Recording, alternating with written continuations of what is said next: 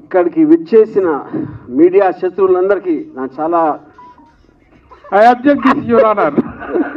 Okay, కొంతమంది, అందరూ కాదు. అది ముఖ్యంగా ఏబిఎన్, మహా, TV5 ఉన్నారు ఇక్కడ. Thank you. Okay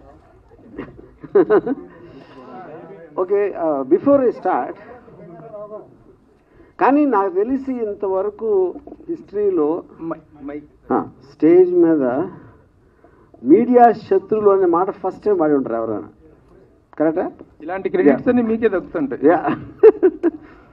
okay, so నాకు అంటే ఇప్పుడు రకరకాల వేరే వేరే ఛానల్స్లో వేరే వేరే బిట్స్ ప్రోగ్రామ్స్లో వేరే వేరే న్యూస్ ఉన్నాయి కాబట్టి వచ్చినాయి కాబట్టి నాకు ఒక్కసారి ఆ టైం లైన్ ఈవెంట్స్ అనేది ఒక ఆర్డర్లో చెప్తే దాని తర్వాత నేను చెప్పేదానికి మీరు అడిగిన దానికి ఒక సెంబ్లెన్స్ ఉంటుందని గమనిస్తే, ఇప్పుడు ఫస్ట్ నేను ఎప్పుడో ఒక సంవత్సరం క్రితం ఒక ట్వీట్ పెట్టాను, 1, 2, 3 ఏదో సంథింగ్. ఇప్పుడు నేను రోజుకు 10 ట్వీట్లు పెడతాను, 10, 15, కొన్ని రోజులు ఇంకా ఎక్కువ. అంటే ఈ సంవత్సర కాలంలో కొన్ని వేలు పెట్టి ఉంటాను ఆ లెక్కన. ఆ వేలల్లో ఎప్పుడు ఏం పెట్టాను, ఏ సందర్భంలో పెట్టి ఎవరికి గుర్తుండటానికి ఛాన్స్ లేదు. అందుకని ఐ హ్యావ్ నో నాలెడ్జ్.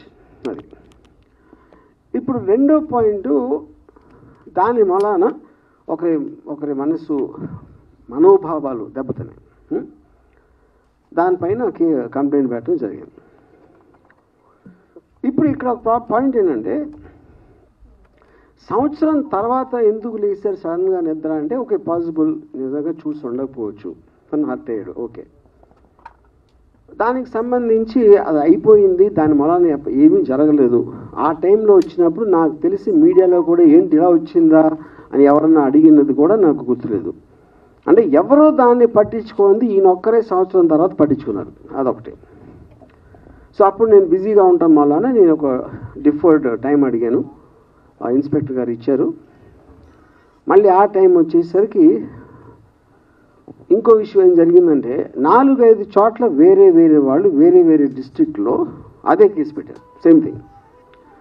సంవత్సరం తర్వాత 4-5 ఒకేసారి మేల్కొనడం ఏంటి అనేది ఆబ్వియస్గా ఒక సస్పిషియస్ నేచర్ అనిపించింది. ఇప్పుడు యాంటిసిపేటరీ బెయిల్ బై డెఫినేషన్ దానికి ఉన్న ప్రొవిజన్స్లో మీరు ఒక నార్మల్ ప్రొసీజర్ ప్రకారం జరగట్లేదు అని ఒక అనుమానం వచ్చినప్పుడు మీరు కోర్టుకి చెప్పి అప్పుడు కోర్టు డిసైడ్ చేస్తుంది, ఇది దానికి బెయిల్ ఇవ్వడానికి ఉందా లేదా, అసలు ప్రైమా ఫేసి బట్టి దేని బట్టి వాట్ ఎవర్ లా పాయింట్స్ బట్టి. అది నా వర్క్ కూడా అవ్వకపోవటం వలన నేను మళ్ళీ అడిగాను.